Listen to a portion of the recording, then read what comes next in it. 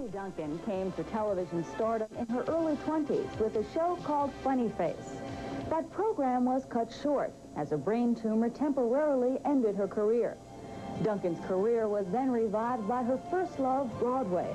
The singer, dancer, actress has received countless Tony nominations on the New York stage. Her husband, Don Correa, is also a Broadway star. Now the couple has picked up their 2 children and gone west, where Sandy Duncan has been working on Valerie's family. This is the first time the performer has lived on the West Coast in nearly 2 decades. And these days, Duncan feels much more at home in Hollywood, which is where the conversation began when Sandy Kenyon went one-on-one with the star.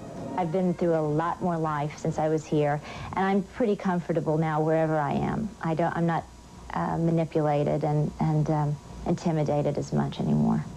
Sandy, you told reporters that you would not do television again, and if you ever did, that you would not do it in California.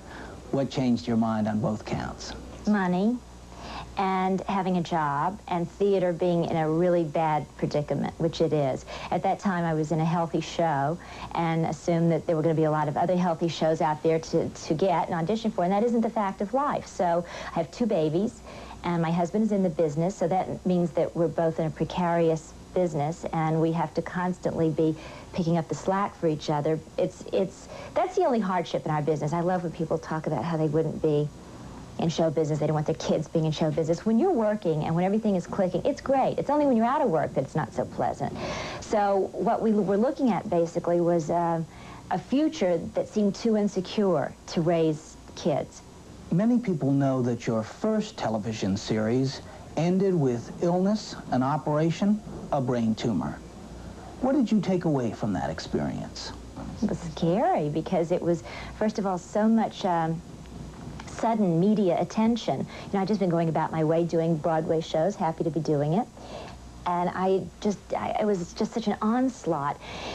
And I wasn't ready to handle it because there was an image that had gotten created by the character I was playing that suddenly I felt compelled to live up to off camera. You know, this sort of perfect little perky little, and it had not much to do with the reality, you know, of life and even, you know, who I am. It was something that I didn't relate to. So I found myself in this sort of schizophrenic situation, you know, where I felt like I was constantly having to be a character to please people, to get their approval, whatever. And then I got the tumor, you know, on top of everything else. It was and a divorce. It was an unhappy period. Would it be fair to say you cracked?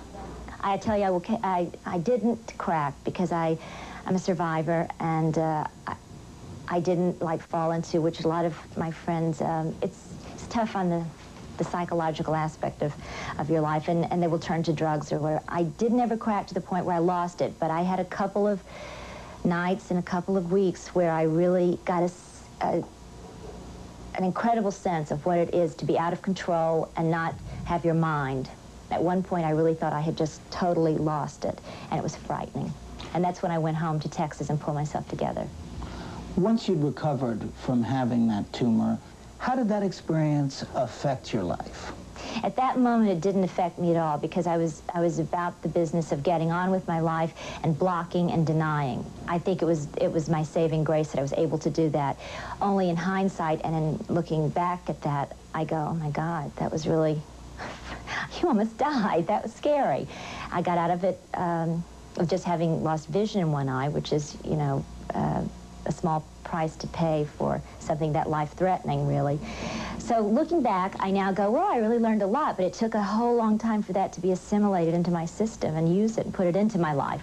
Unlike some actresses, Sandy, you're very candid about your age. You told us you were 41. Did you, at a certain point after the birth of your 2 children, have sort of a midlife crisis? Was the years 39, 40, 41 a little tough for you deciding what you were going to do with the rest of your career? No, that just sounds like a normal week.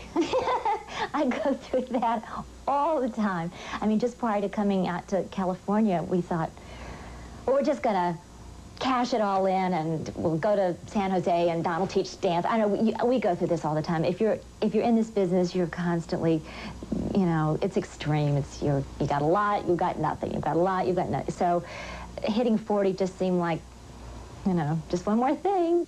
Does it bother you that as a dancer, you can't do now what you did, say, 20 years ago? Yes, okay? It bothers me a lot. I don't know.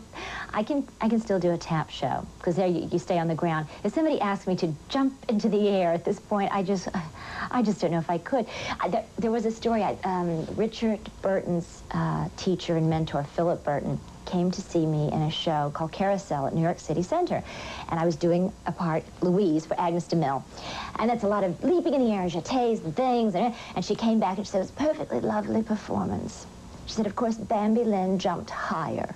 And so Philip Burton gave me my favorite compliment in my career. He said, yes, but Agnes, Sandy knows why she's jumping. I love that. So hopefully if somebody asks me to jump in the air, I can do a little jump with great wisdom. And look like I really know why I'm up that far. What's up that far are her show's ratings. And Sandy Duncan's jump back into TV has been a successful one. Next week for Valentine's Day, we'll examine...